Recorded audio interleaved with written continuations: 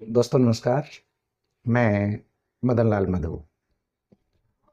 पिछले दिनों हरियाणा लेखक मंच की ओर से गुरुग्राम के SCERT में आयोजित एक कार्यक्रम में डॉक्टर अंजू दुआ जैमिनी, जो साहित्य जगत में ख्याति प्राप्त लेखिका हैं, उन्होंने मुझे और साथ में मेरे साहित्यकार मित्र डॉक्टर राधेश्याम भारती जी को अपना एक संस्मरण भेंट किया। 22 के 22 दिन अमेरिका में, और बेहद खूबसूरत ये संस्मरण डॉक्टर अंजू दुआ जैमिनी ने लिखा है।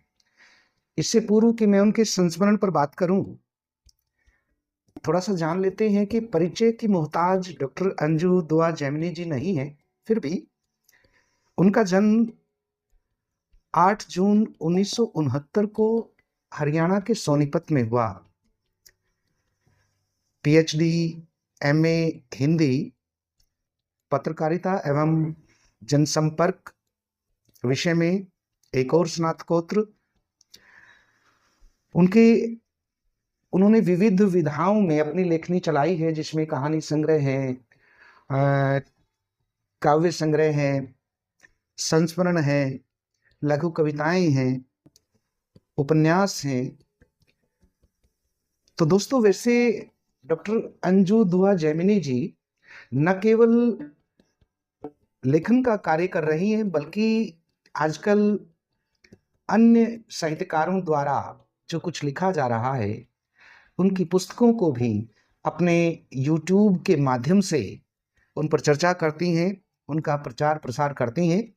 तो आइए दोस्तों, जब कोई लेखक किसी स्थान विशेष की यात्रा पर निकलता है, तो उसका उद्देश्य केवल सैर सपाटा करना नहीं होता, बल्कि वहाँ की संस्कृति, लोक जीवन, उनकी विचारधारा, वहाँ की विकास गाथा के साथ साथ वहाँ के प्राकृतिक सौंदर्य का वर्णन करना भी उसकी प्राथमिकता रहती है। और फिर उस देश के साथ साथ अपने देश की तुलना करते हुए इस निष्कर्ष पर वह पहुंचता है कि उस देश की तुलना में हम कहाँ खड़े हैं। इनके अतिरिक्त विश्व प्रसिद्ध स्थानों की सैर करना जहां लेखन में सहायक होता है, वहीं वहां का सैर सपाटा कर मन की भूख को भी लेखक शांत करता है। ऐसा ही कुछ प्रयास डॉक्टर अंजू दुआ जैमिनी ने अपने यात्रा वृतांत 22 के 22 दिन अमेरिका में यात्रा संस्मरण के माध्यम से किया है। लेखिका सन 2022 में अमेरिका के विभिन्न शहरों में 22 दिनों तक रही। उन्होंने इस यात्रा वृत्तांत को इतनी रोचक शैली में लिखा है कि पढ़ने वाला उसे पढ़ता ही चला जाता है। और जब NASA, Google, Apple, Disneyland, Niagara के बारे में पढ़ता है, तो मन करता है कि बस पढ़ता ही चला जाए।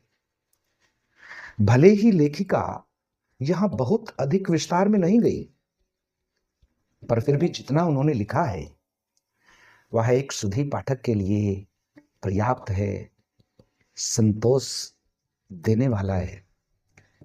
लेखिका ने पुस्तक की भूमिका में लिखा है कि मेरी दृष्टि में घुमक्कड़ी जीवन का सबसे खूबसूरत वरदान है।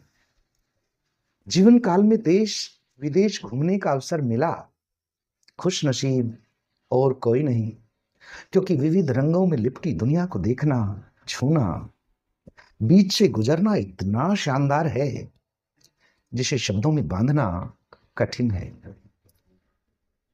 लेखिका कहती है कि यह मेरा तीसरा यात्रा संस्मरण है। इससे पूर्व 2 यात्रा संस्मरण धूप और रेत तथा क से कुदरत प्रकाशित हो चुके हैं। लेखिका न्यूयॉर्क के बारे में लिखती हैं। न्यूयॉर्क एक सांस्कृतिक नगर है इसके बारे में कहा जाता है the city that never sleeps. यहां फ्राइडे नाइट से संडे इवनिंग तक चहल पहल रहती है। यहां Brooklyn Bridge, Wall Street, Stock Exchange, Columbia University, New York University, Statue of Liberty आदि आकर्षण के केंद्र हैं। अमेरिका और कनाडा की सीमा पर बना जलप्रपात इंद्रधनुषी नियाग्रा जलप्रपात के बारे में बताती हैं। नियाग्रा ओन गुइरा शब्द से बना है, जिसका अर्थ है सीधा। इसकी ऊंचाई 167 फीट है। सर्दी में यह जम जाता है। लेखिका का उद्देश्य मात्र स्थानों की जानकारी देना भर नहीं है, बल्कि वहां से उपजे विचारों को भी पाठकों के समक्ष रखना लेखिका का लक्ष्य है। अति भोगवाद की प्रवृत्ति इंसान को हैवान बना देती है, और आज इंसान से ज्यादा डॉलर की कीमत हो गई है, जिससे माइंड पॉल्यूशन ज्यादा हो गया है। वे स्टैच्यू ऑफ लिबर्टी के बारे में लिखती हैं। यह फ्रांस की ओर से अमेरिका को 28 अक्टूबर 1886 को आजादी के तोहफे के रूप में दी गई थी। प्रतिमा का नाम और रोमन देवी लिबरल्स के नाम पर रखा गया था। यह द्वीप लिबर्टी द्वीप कहलाता है। बारिश, हवा और सूरज की किरणों के कारण तांबे की प्रतिमा का रंग हरा हो जाता है। उन्होंने अंतरिक्ष में जाने वाले वैज्ञानिकों के बारे में बताया।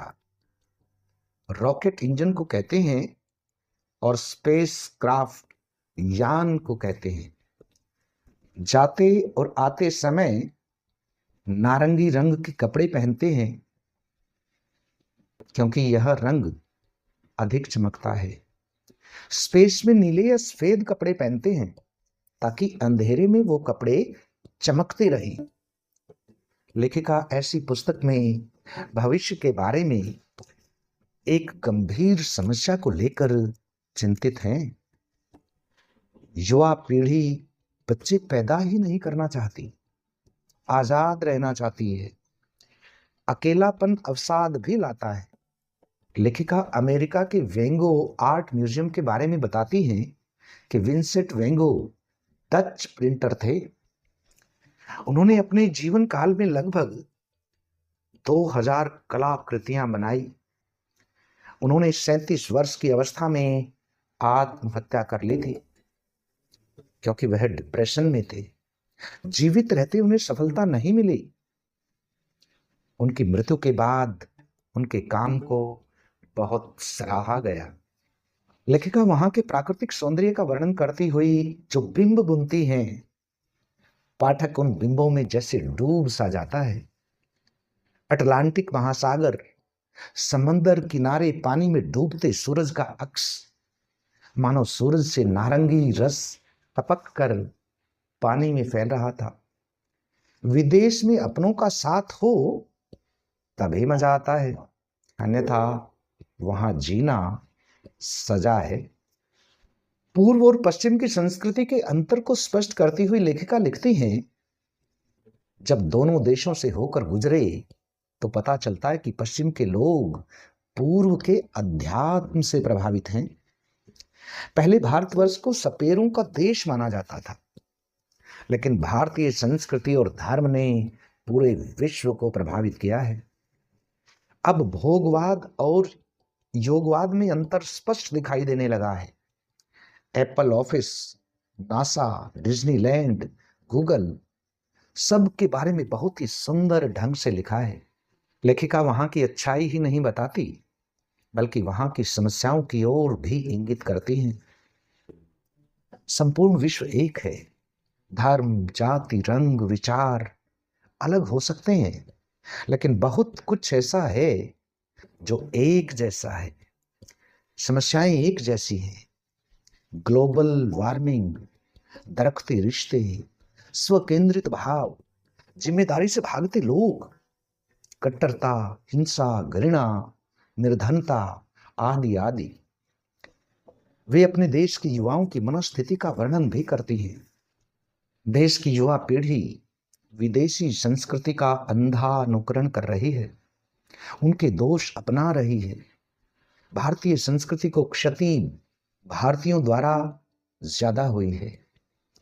इसमें इसी यात्रा संबंधी एक लंबी कविता यायावर की डायरी भी लिखी गई है।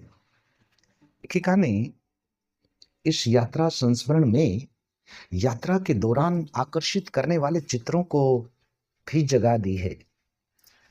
लेखिका ऐसे ही यात्राएं करती रहे और पाठकों को घर बैठे उनको आनंद से सराबोर करती रही। लेखिका को बहुत बहुत बधाई और ढेर सारी शुभकामनाएं। धन्यवाद साथियों।